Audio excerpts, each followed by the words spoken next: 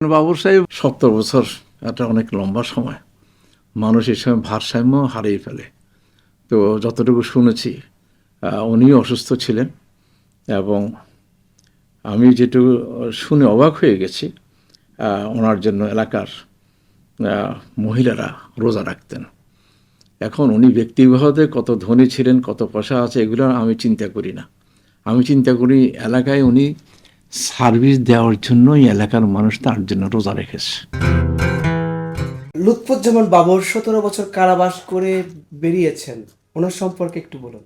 দেখুন, প্রথম কথা হলো গত 17 বছর 15 বছর যারা কারাগারে ছিল তারা কি ন্যায় বিচার হওয়ার পরে কারাগারে ছিল, না অন্যায়ভাবে তাদেরকে বেঁধে রাখা হয়েছে? আগে এটা বুঝতে হবে। অন্যায় করে থাকলে তো এখন ছাড়া পাওয়ার কথা না। এগুলো তো রাজনৈতিকভাবে তাদেরকে নানাভাবে প্রতিপন্ন করছে। কাউকে জেলে মেরে ফেলছে, কাউকে স্লো পয়জনে দিয়ে ফেলছে। এগুলো সত্য কথা বলতে কি এইসব জিনিস ব্রিটিশ আমলে বেশি হতো। কাউকে উঠাই নিয়ে যেত, ট্যাক্স না দিলে উঠে নিয়ে মেরে ফেলতো। আপনার রোমে ওইখানে একটা 6 তলার উপরে একটা জায়গা ছিল, ওইখানে নিচে বাঘ থাকতো। যারা সরকারের বিরুদ্ধাচরণ করতো ওদের বাঘের মুখে ছেড়ে দিত। আর তো তেমনি সেটারই রেপ্লিকা পতিত সরকার আয়নাঘর করছে, কাউকে জেলের বিনা বিচারে জেলে খাটিয়েছে। এখন ধরেন 70 বছর একটা অনেক লম্বা সময়। মানুষ এই সময় ভারসাম্য হারিয়ে ফেলে। তো যতটুকু শুনেছি উনিও অসুস্থ ছিলেন এবং আমি যেটুকু শুনে অবাক হয়ে গেছি ওনার জন্য এলাকার মহিলারা রোজা রাখতেন। এখন উনি ব্যক্তিগতভাবে কত ধনী ছিলেন, কত পয়সা আছে এগুলো আমি চিন্তা করি না। আমি চিন্তা করি এলাকায় উনি সার্ভিস দেওয়ার জন্যই এলাকার মানুষ তার জন্য রোজা রেখেছে। বিএনপি বলছে আগামী 6 মাসের মধ্যে নির্বাচন করা যেতে পারে। বিএনপির আর এক নেতা বলেছেন 5ই আগস্টে নির্বাচন হোক, কারণ দেখিয়েছেন 5ই আগস্ট গুরুত্বপূর্ণ, যেহেতু ফ্যাসিস্ট 5ই আগস্টে পলায়ন করেছিল। আপনার মত কি? এখানে আমি বলবো যে সত্যি কথা বলতে কি আগে তো কেয়ারটেকার ছিল একটা ইকুয়েশনের মাধ্যমে। 2 দল থেকে লোক নিয়েছে, নিরপেক্ষ লোক নিয়ে চালিয়েছে, তারা 3 মাস মধ্যে ইলেকশন করতে পেরেছে। এখনকার সময় তো ভিন্ন। একটা কেউ রেভলিউশন বলে, কেউ বিপ্লব বলে, কিছু একটা তো হয়েছে। কিছু একটা না হলে পতিত সরকারের প্রাইম মিনিস্টার পালে কেন? তা আমরা সেইটাকে সামনে রেখেই যতটুকু সংস্কার দরকার ততটুকু সংস্কার করে ইলেকশনে যাওয়া উচিত। সেই কেয়ারটেকার হোক, অন্তর্বর্তীকালীন হোক, একটা সময় বেঁধে দেওয়া হোক, অথবা প্রেসিডেন্ট প্রাইম মিনিস্টারের পাওয়ার ভারসাম্য হোক, এই মিনিমাম কাজগুলো করে ইলেকশন দেওয়া উচিত।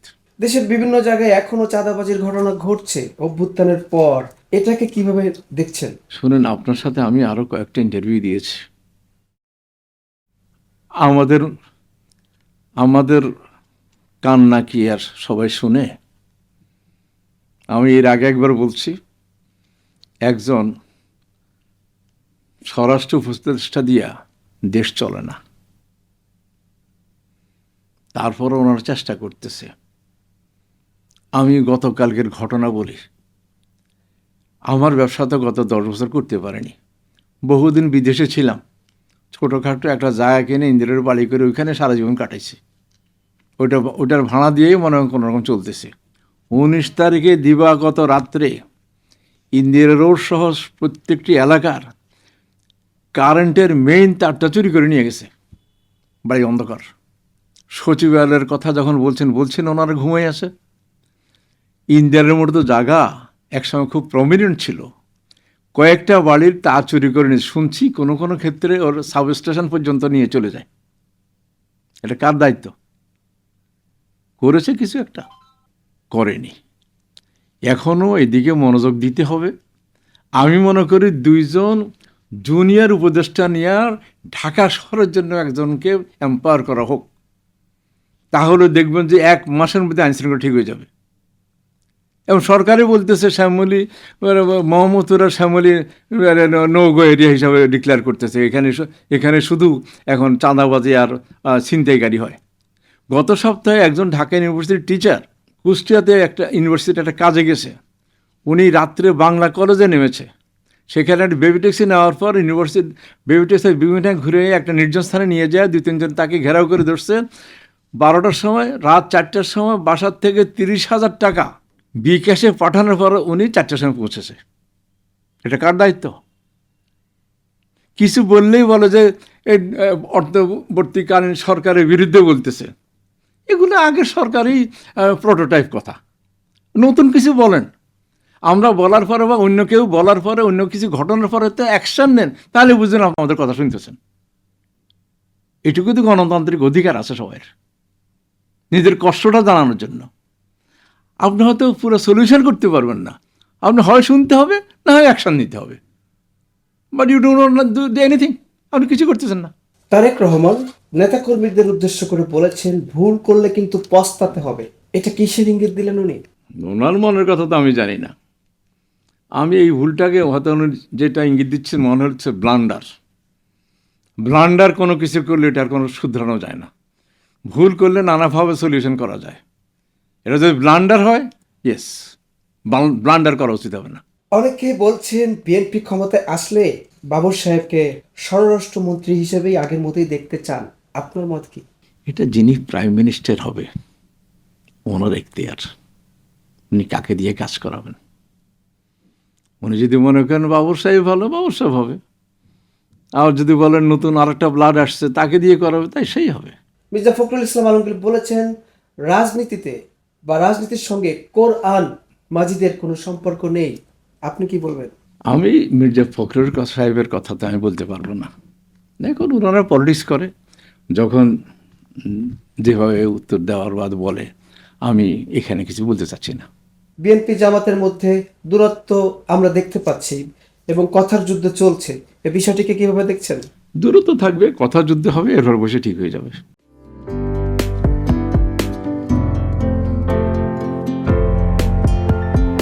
পহেলা জানুয়ারি 2025 ইউটিউব জার্নালিজমের অগ্রদূত changetv.press 6 বছর পেরিয়ে পা রাখল গর্বিত আমি অত্যন্ত আনন্দিত হলাম যে চেঞ্জ টিভি আগামী কয়েকদিনের মধ্যেই 6 বছর পূর্ণ করবে। আর হাঁটি হাঁটি পা পা করে চলা শুরু করে এখন সে বেশ দৌড়াদৌড়ি করছে বলা যেতে পারে। ও নামটাও অত্যন্ত বলবো যে সিগনিফিকেন্ট, যে চেঞ্জ, এই গণঅভ্যুত্থান কিন্তু চেঞ্জ চেয়েছে। সেই হিসেবে তোমার টেলিভিশনের, তোমার এই চ্যানেলের নামের একটা যথেষ্ট মিল পাওয়া যায়।